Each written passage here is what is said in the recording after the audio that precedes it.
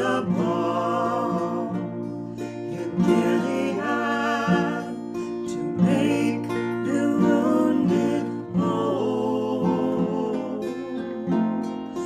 There is a balm in Gilead to ease the weary soul.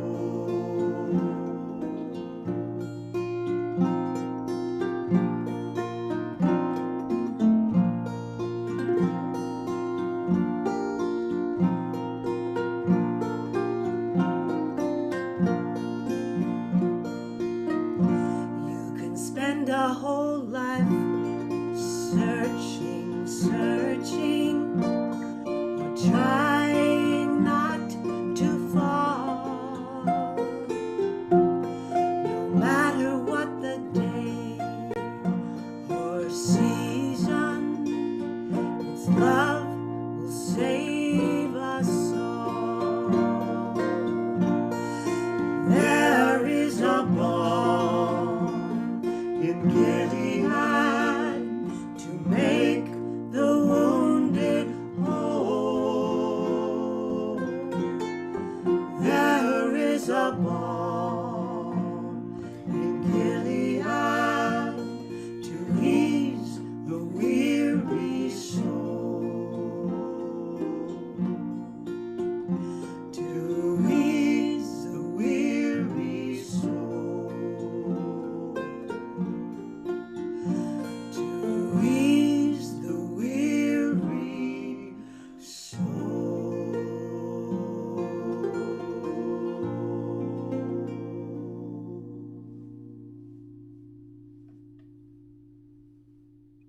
Well, hello and welcome to the Unity Center of Tacoma. I am Cindy Akana and I'm your host for today's service. Thank you so much to our guest musicians, Doug Benecke and Sallie Spirit, for being here with us this morning. It's always wonderful to have this dynamic duo, especially to have them come back and share their inspirational music. So thank you, Sallie and Doug, for being with us here this morning. Currently, Unity Center of Tacoma is providing online services to meet the spiritual and social needs of its guests and members. And so I thank you for joining us this morning, because if you were not here, it would just not be the same. We sense you and know your spirit is there. Our speaker today is, it's me. And so my theme for today is called A Memorial of Gratitude. And let's open with some prayer.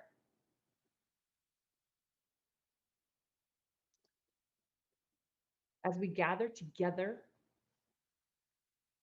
let us acknowledge we are both individuals and we are a collective group.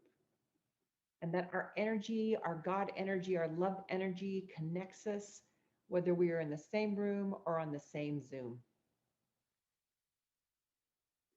We ask that our hearts can be open to receive the blessings that come from the service today,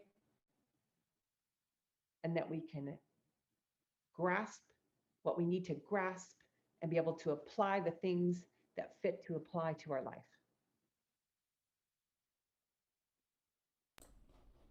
I say these things, and so it is. Amen. Sallie and Doug, we'd love to hear you again.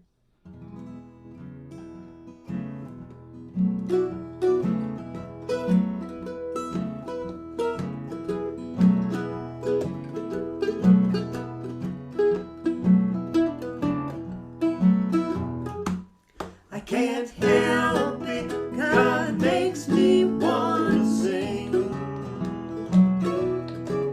I can't help it, God makes me wanna sing.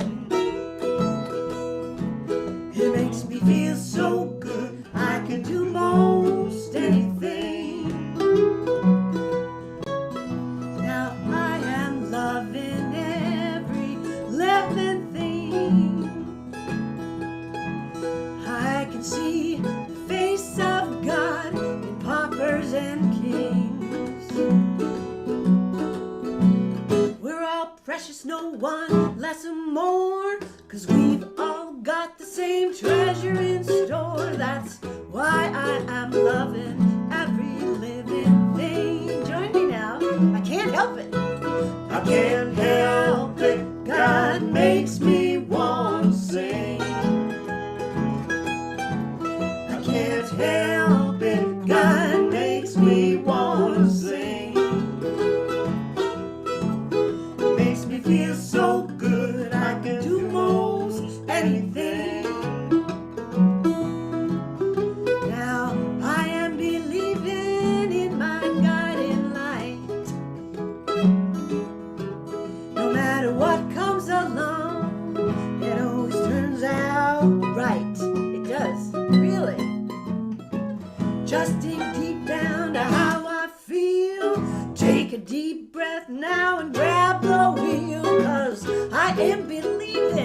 are our guiding light.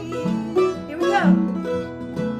I can't help it, God makes me wanna sing.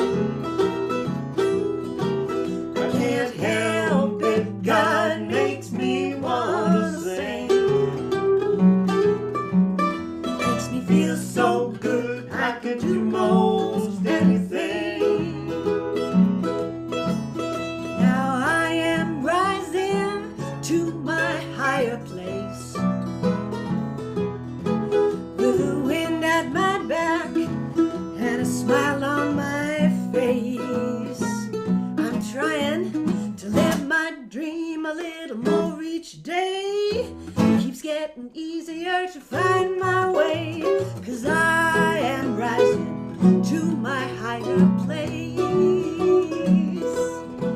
I can't help it, God makes me wanna sing. Makes us wanna sing, yeah. Can't help it, God makes us wanna sing. Makes us feel so good, we can do most anything. Makes us feel so good, we can do most anything.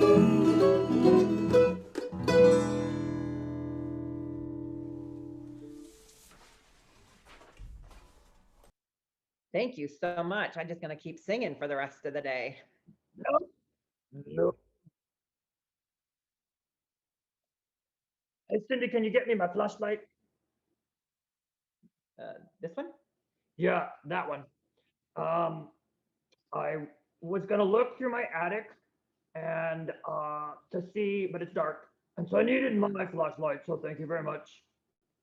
But what's in the screen there? Could you shine the flashlight into the screen? Well, I don't want to do that because there's actually people in there. And if we turn the flashlight on, it could hurt their eyeballs. Oh, well, we don't want that.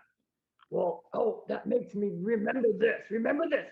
I learned that a person named Ryan said that gratitude is like a flashlight. How is gratitude like a flashlight? Well, it lights up whatever is already there. So, for instance, in my attic, I can't see it, but if I turn my flashlight on and I look around, I can see what's there. Okay, that's good. But the point is, because you see it, then you can appreciate it. Oh, So there's things out there that we should appreciate, but we don't look at them. So, like a flashlight, if we shine our flashlight around, we can see. oh, that's very clever. Anyway, can I borrow the flashlight so I can go check my attic? Yes, Officer Oscar, you may. Thank you very much. Okay, if there really are people in there, goodbye. He's such a character.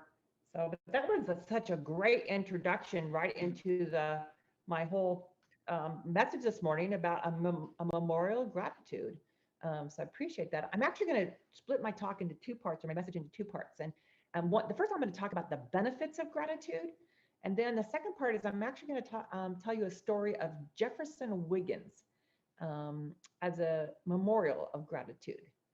So in terms of talking about the benefits of gratitude, I love what Officer Oscar just said, in the sense that taking that flashlight and looking around at what's already around you so you can see it. And just by looking, it allows us to be able to see things that we can be grateful for. In her book, Onward, Elena Aguilar says that celebration and appreciation lay the foundation for resilience. So that's one of the benefits of gratitude, is that gratitude lays a foundation for resilience. And I'm thinking, as we come out of this global pandemic, now is a great time to celebrate what we have and celebrate those who fill up our life. You know, take that flashlight of gratitude and look around to see what you already have. There's so much we can be grateful even during this. Who cares about you? That didn't change. What did you achieve during the pandemic? I know people who got master's degrees, got bachelor's degrees, and are finishing or graduating from high school, or at my high school while I work. They did that during a pandemic. That's something to celebrate. What did you survive? I mean, you think of it like just the idea of surviving things. You survived. That is something to be grateful for. And did you thrive during this time? Where did you thrive? We're having a nice little conversation with Doug and Sallie earlier and talking about some of the great things that came out of this. Now, I'm not voting for another pandemic anytime soon whatsoever, but what we can take whatever situation in and we can see how we actually thrived, that's celebrating that, acknowledging that, it's actually helping us bounce back. It gives us the resilience to move forward and not just curl up on the couch corner, for the rest of our lives. Also, it gives us a new way of looking at the world. There's things that we would have never maybe thought about or looked at or were excited about. Even the changes within ourselves, things that it changed us to be better people. Those are all things that we can celebrate. I would celebrate your pandemic survival skills because you use those to get through this. You use that maybe to stay mentally intact, to emotionally be resourceful, and to stay socially engaged in trying times, and to stay. How did you stay physically active? What did you do? So celebrate your accomplishments. There's a lot. Did you finish a book? I talked about finishing degrees, but maybe you finished a book. Did you finish painting the bedroom? What are the accomplishments that you did during this time? And celebrating those accomplishments is focusing on the positive. And it is a way of bouncing back instead of just reveling in the pain or the sadness. If we focus on the losses and continue to focus on the pain or our shortcomings, yes, you can see how that keeps you down, whereas celebrating the accomplishments and the things that you've done and the things that you have helps you bounce back. So one is that gratitude helps us become more resilient. Another thing gratitude does is it actually builds self-confidence. Again, when you focus on what you did well, your confidence grows. If you take that flashlight and you look at what you accomplished, I mean, again, maybe it was just a book, and like, oh, I finished a book. You can see how you tackled or overcame small or large difficult situations. These are all achievements. Now I'm getting all pumped up because I'm thinking about all the stuff that each of you achieved during this time, and we put it together. Let's have a big celebration. Ms. Aguilar also says that she talked about a practice I like that I like to call 3 things. And she says, basically says, at the end of a day, identify 3 things that went well. And then this is the part I love. Identify your role in making that happen. So you're looking to say, oh, this is what went good. And then look at your role, because now that's the achievement. That's the accomplishment that you contributed to that. And that's when we start to say, oh, look at the confidence that raised. I remember the first time I used this with my high school students. We were out in the field working in the garden. And I said, okay, so what went well today? And they started talking about, oh, we finished these trees, and got them all cardboarded and barked and stuff. And then I'm like, now what role did you play? Oh, I hauled all the cardboard over and I stuck it under there. And oh, I got 2 wheelbarrows of bark and I took it over and dumped it on there and I spread it out. And they started talking about what they specifically did as a group. You could see all of a sudden, you could hear their voices getting more animated. They actually started to walk a little taller. And I thought, this is fantastic. That's self-confidence. And for my kids that often do not have a lot of confidence, this is a practice that I'm putting in to pretty more regularly, just for that fact. It's a way that they don't even know what I'm doing, and their confidence is building in themselves because they're able to articulate how they contributed to something that went well. So when I was working on this message, I was sitting on my back porch, and you think of all, okay, like you want to think the big things, but I love this because when I was sitting there, I looked over and this beautiful dove came down to on my little bird bath, watering hole thing. And when they come down, their wings are so beautiful and their tails have flared out and they actually hover a little bit before they land. And I'm sitting there watching this because my partner had seen him the other day and he was telling me about it. I'm like, oh, and then all of a sudden I get to see it and I'm so excited. And then I thought, what that is a wonderful thing. And then I said, what role did I have in in that? And I realized, no, I did. I set up that bird bath right there in the middle of my backyard. I have it rocks all around it and it's no bushes, so there's nothing that can catch the birds as they land. And I realized the setting is what I had set up. And because of what I had done, I actually got to see this beautiful dove come and land on there and to get its little cute little drink of water. Do you notice their heads always go like this when they're kind of like a pigeon that way too, but it was pretty cute. Anyway, I just thought, what a simple thing. And yet even that you can talk about like how you contributed to that. And I was like feeling all good about myself and everything. So it can be small things. Third thing I think that gratitude does is it deepens relationships. And these things are all three of these things are things that Elena Aguilar talks about in her book Onward. And I agree with them. And that's why I'm talking about them. But gratitude also deepens relationships. Now think about the people that you feel closest to. Do they ridicule you or do they praise you? Do they cut you down or do they build you up? And when they do they do it sparingly here or there, or do they do it regularly? Now, I'm not talking about the people we feel like we have to love. Oh, I love my parents or I love my whatever. But no, the people you feel closest to, I think you'll find that those are the people that build you up, that praise you, and they do it regularly. And that's why we feel close to them. And I appreciate Ms. Aguilar's comment when she says that appreciation is like a secret sauce. Drip, drip, drip. You only need a few drops of it every day because feeling and expressing appreciation strengthens social connections. And I'm going to say, I've experienced this. My partner is so fantastic. He regularly thanks me for specific actions, pointing out specifically what he appreciates about me as a person. And the longer I'm with him, the more I feel appreciated and I feel more and more connected to him. So I'm having that experience. And so I was just thinking about that. I thought, what are some tips to show appreciation for others? So I want to talk just briefly about 3 tips. One is be authentic, be genuine, be sincere, come from the heart. You don't need to make stuff up.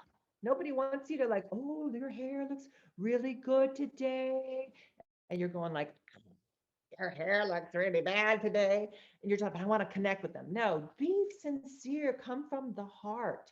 What is it that you really think? And so maybe you can't think of some huge thing. What's the small things? What's the small things? The small things add up. Don't be contrived. Don't be fake. They will know that. Other thing is don't have when it comes to being authentic, don't have an agenda. Like the goal is not to get something from the other person. Like, okay, if I give them this compliment or show them I appreciate this, then I'm going to get chocolate or I'm going to get a promotion or whatever. You're not doing it to get something. You're doing it to gift them, not to get something, but to gift them with something special, something real. What a gift. Appreciation is quite the gift. So one is be authentic. Another part is be specific.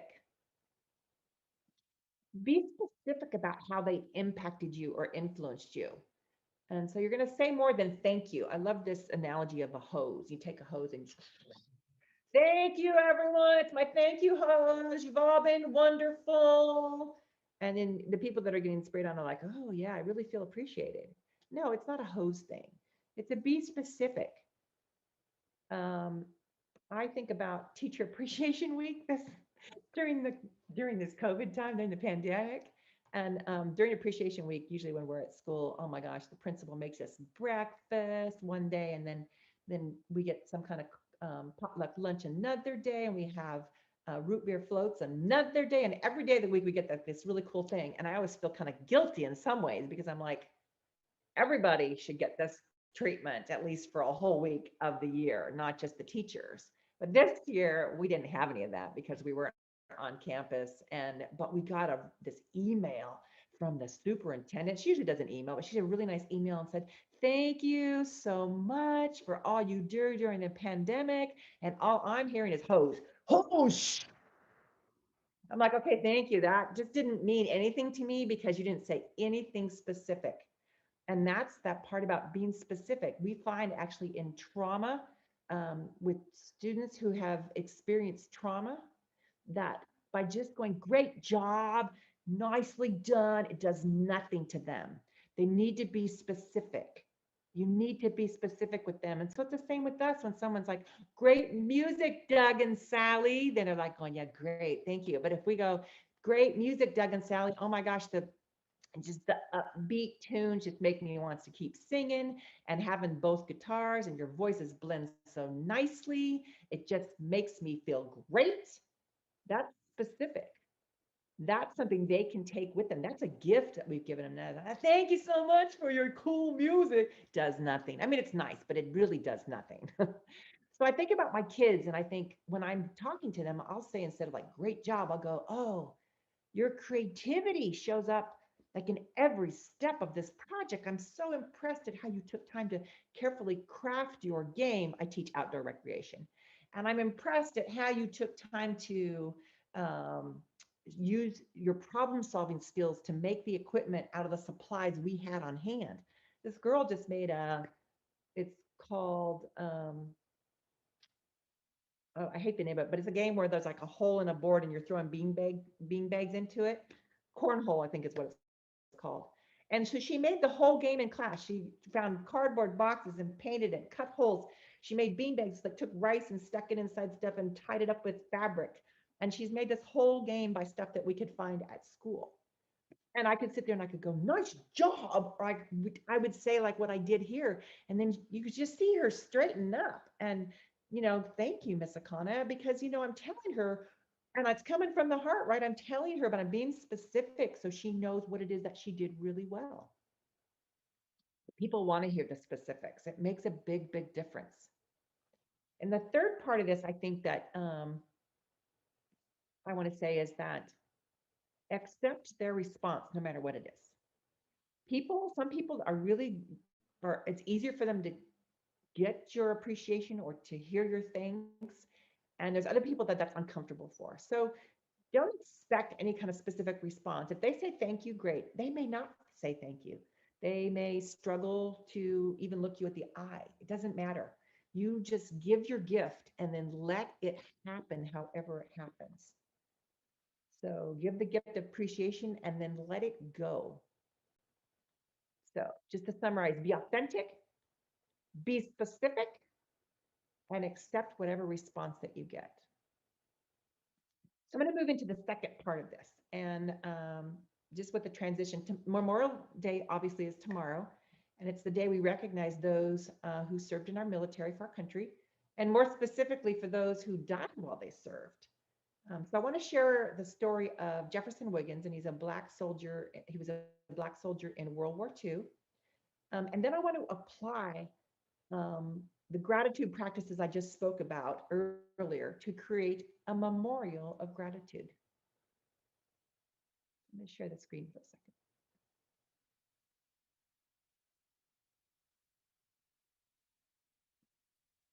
So here's a picture of Jefferson Wiggins. Now, he did not die during the war, but I'm going to talk about his story. Jefferson Wiggins was a 19-year-old in the 960th Quartermaster Service Unit that landed with the Allies in Normandy in 1944. This all-Black 960th was used in support services, and Wiggins would be among the 260 African-American men who would dig graves and bury fallen soldiers. Sorry.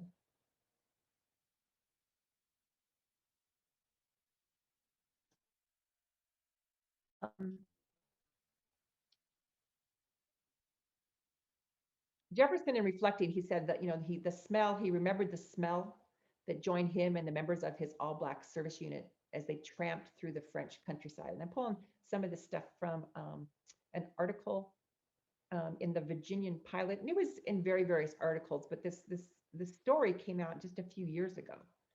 So as he talks about it, okay, so the smell, he remembers the smell as they tramped through the French countryside. The telltale foulness grew in the weeks following the Normandy invasion in June of 1944.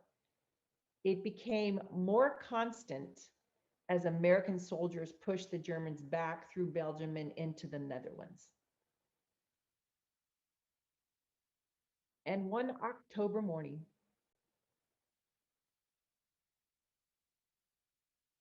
Wiggins stood on the edge of a freshly tilled field outside the Dutch village of Margraten, and the stench of death was suffocating.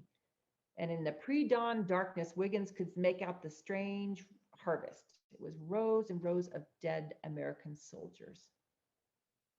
So here's a picture from that time.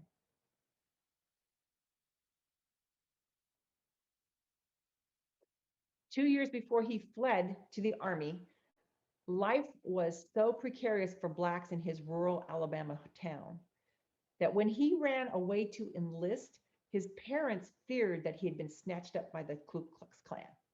Now, Wiggins couldn't read and had to lie about his age to join the military, but it was a chance for something better and to get 3 square meals a day.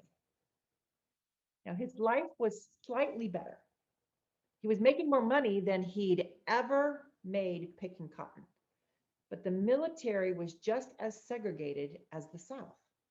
Now, African Americans weren't even initially allowed to serve in combat. They filled the quartermaster service companies and supplied food and fuel and ammunition to the front. But on the transport over, Wiggins and the other black officers,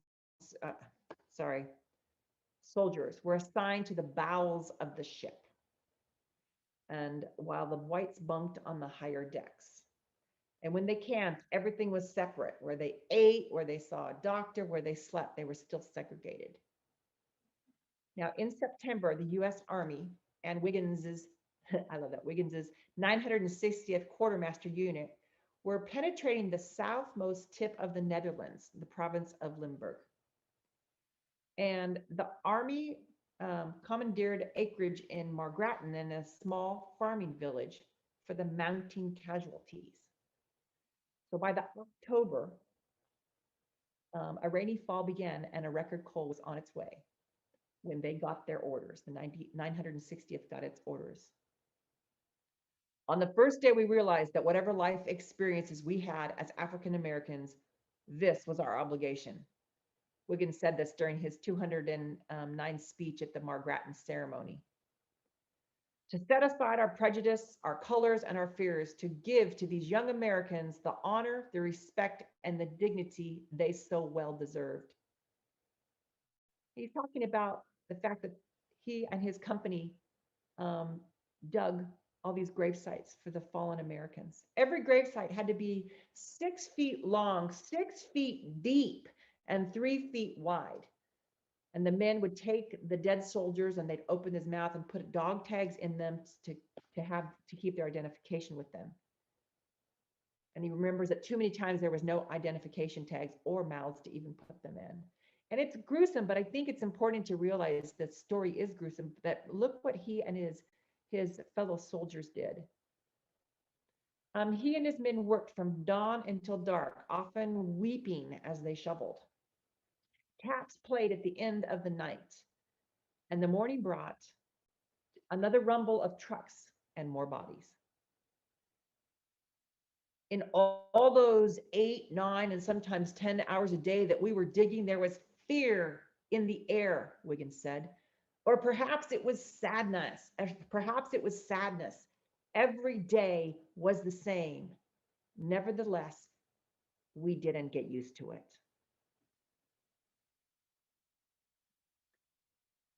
Now, I tell this story now, I realize Wiggins did not die while serving his country, but he did serve many of our fallen soldiers, buried many, many white soldiers.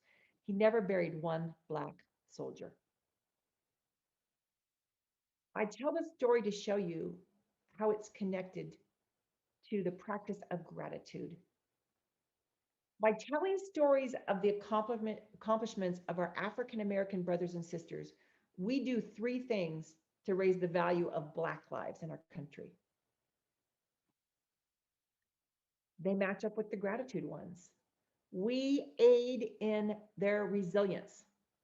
For in our stories of their accomplishments, I'm thinking about Jefferson Wiggins, his accomplishments to jump in there with his men and to dig these graves and to do it day in and day after day after day, because he knew it was his obligation. And as sad and hard as it was, he continued to do that.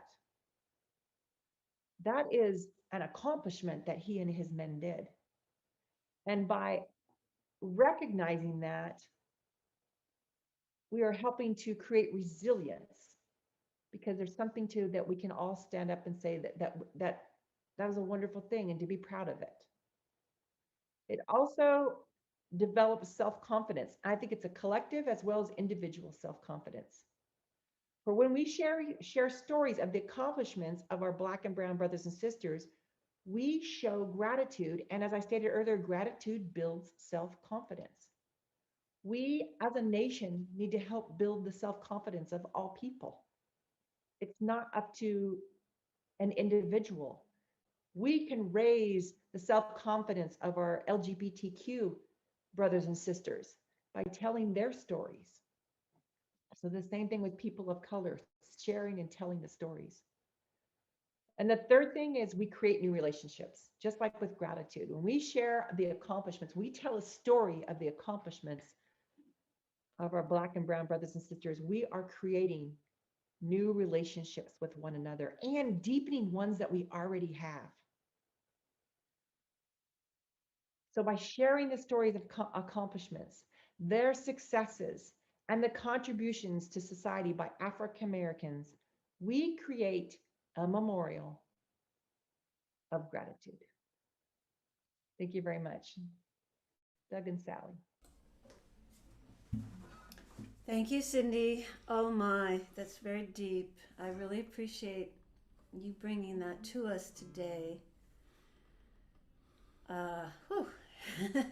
Here we go. And we also have a song about gratitude. This is one of Doug's original pieces.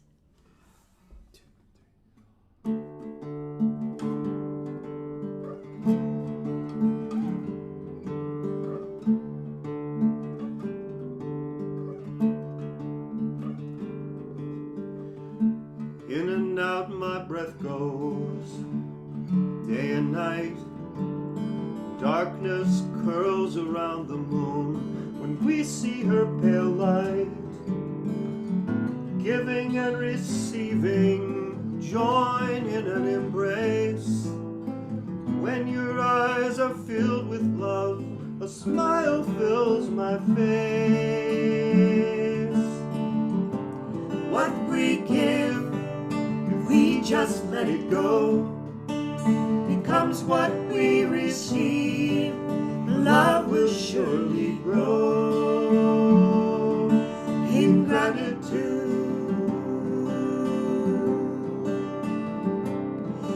In gratitude.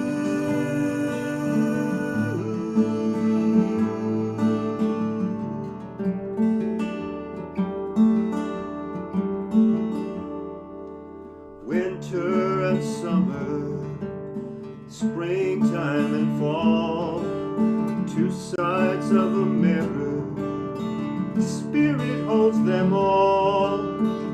Those we feel kinship with, those we feel we can't, those for whom our love is great, those for whom it's scant. What we give, if we just let it go, becomes what we receive. Love will surely grow in gratitude. In gratitude.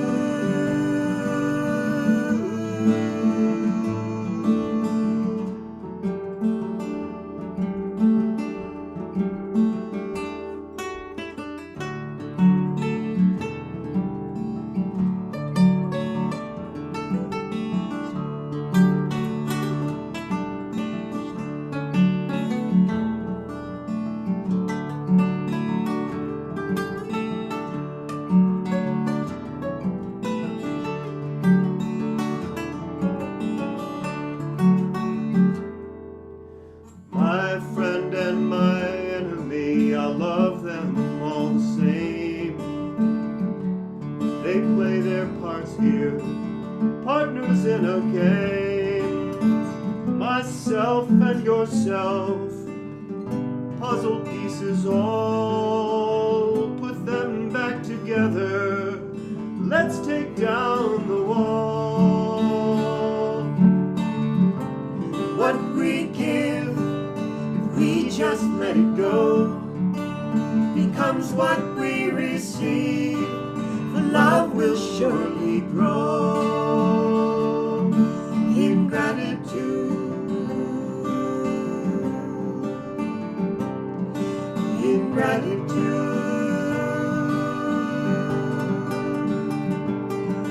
in gratitude, in gratitude.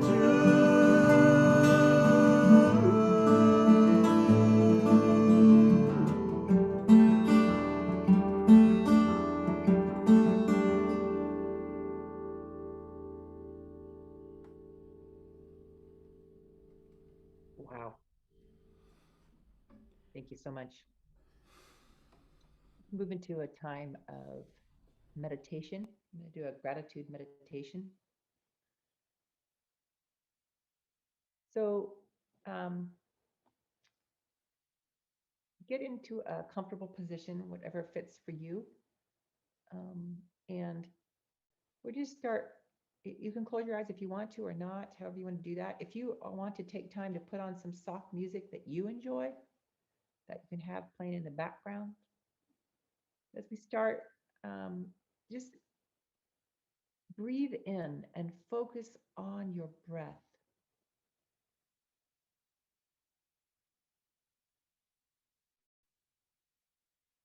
And breathe slowly in and out. Feel the cool air coming in as you breathe it in. Feel your own breath, the life within yourself as it comes back out. It's nice to do this without a mask. Just continue to breathe in and breathe out. As you're breathing, just take an inventory of what's going on around you. What noises do you recognize and do you hear? You hear cars on the street, birds, the cat, the dog. What do you hear?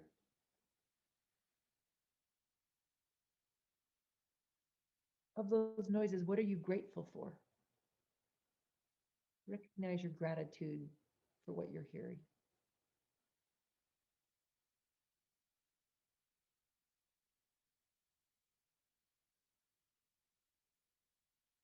Now, as you continue to breathe and just be paying attention, I want you to get out your metaphorical flashlight.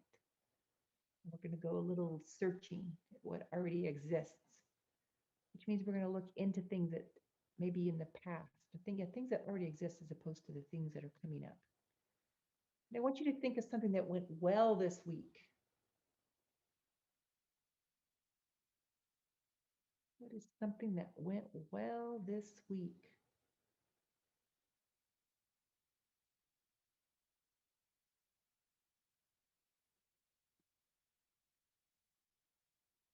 When you pick something, then I want you to think about, I want you to look at it. What role did you play in making that happen?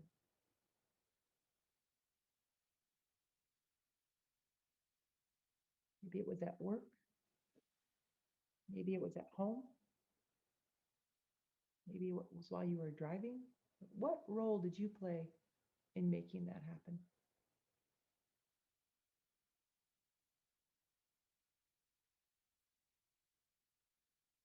It could be very small. Sometimes we have to be creative to realize, oh, wait, I did have a role in that. And I'm going to say, if you cannot think of anything, the role you do have is that you recognized it.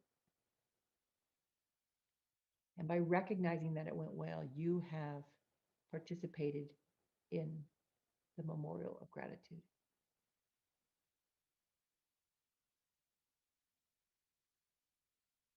So I want you to take a moment. I want you to think of another thing that went well. You're like, oh, Miss Akana, that's what my teachers say, my kids say. We're making us use our brain. Yes, we're going to use our brain. I want you to think of something else that went well today, this past week, sorry. What's another thing that went well?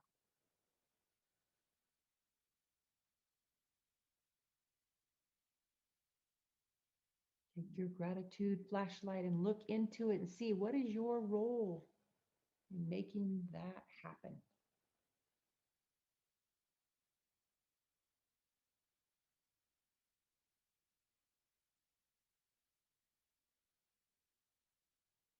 How did you contribute?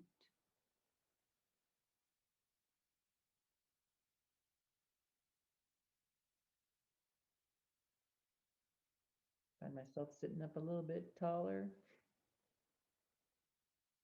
And again, if nothing else, you recognized it, and therefore you are a participant in that memorial of gratitude.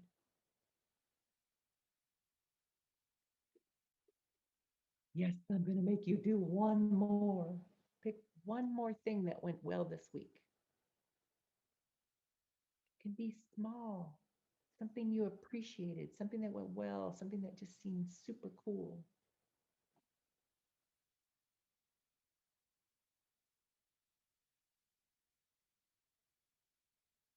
And again, take your flashlight of gratitude and look into it and see what is it that you did to help make that happen? How did you contribute? What role did you play?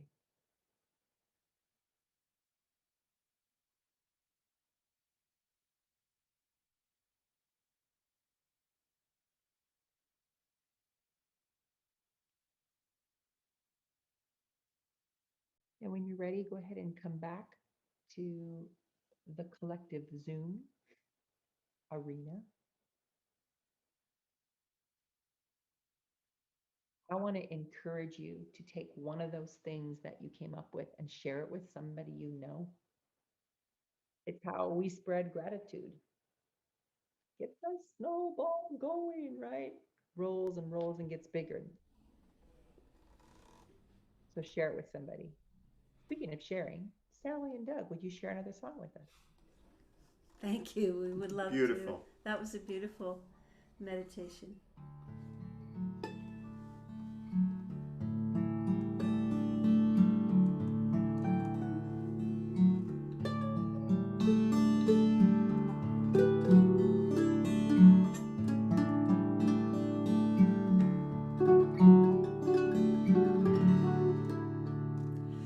May our beings be well and happy.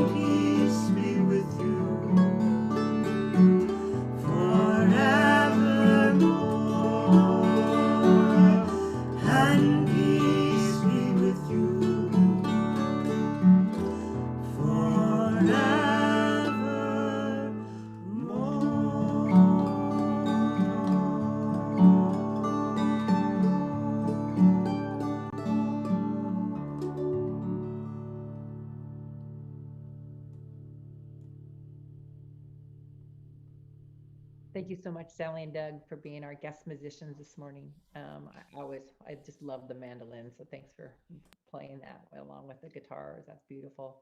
And I especially liked the song that you wrote, Doug. So thought your music went very well with the theme, and so I appreciate your contributions to this.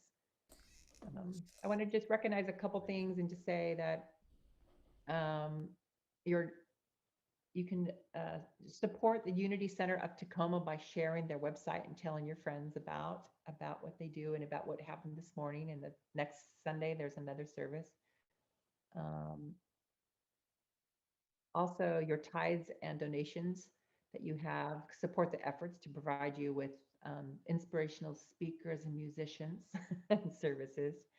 And with the new pastor as well. So things are picking up. You can always go to unityoftacoma.org where you can donate online. Another way that you can help support Unity of Tacoma is to go to their online store and check out their shirts and sweatshirts and hats and more, and you can contribute that way. Please join us again next Sunday. Same time, same place. See you there. And with that, in closing, let's have a peace song.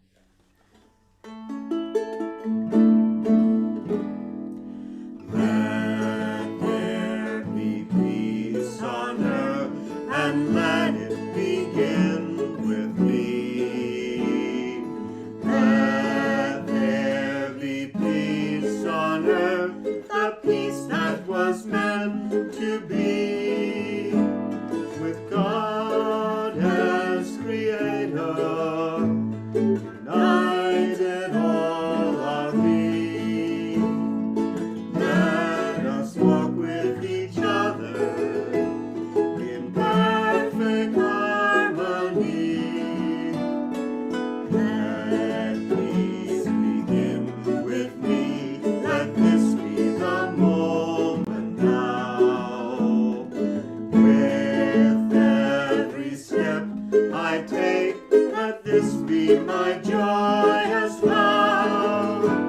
To take each moment and live each moment in peace eternally. Let there be peace on earth, and let it begin with me.